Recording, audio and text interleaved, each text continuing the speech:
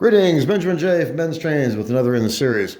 Well, this is that 400 that I bought on eBay for $1, and the body was trash.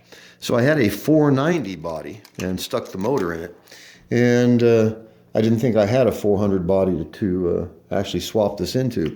But I looked through the boxes under the layout table, and I found a 400 body in really decent shape. So I'll be putting this motor in the 400 body.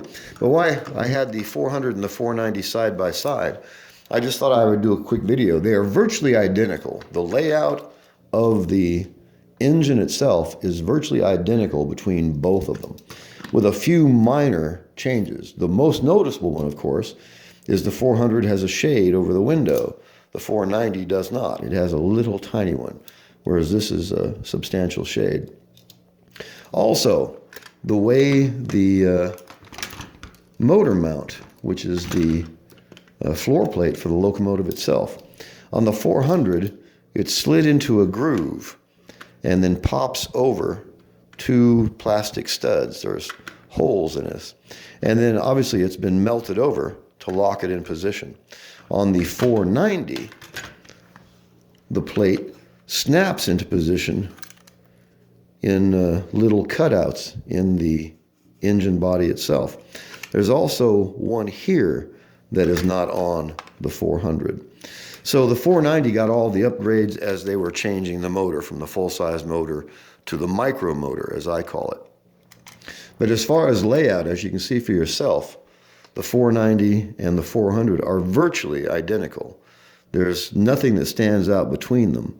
Other than the shade over the window and some basic changes on the top of the engine itself, but nothing major at all. In fact, it's hard to tell at a distance. If you couldn't see the 490, you would not be able to tell, I don't think, which of these is actually the 400 motor.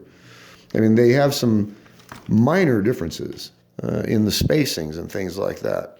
But the layout itself is virtually identical. So anyway, I found this 400 body, and I thought I would go ahead and put this motor in it. This was a 400 after all. And I found this on eBay for $1, and it was just absolutely trashed.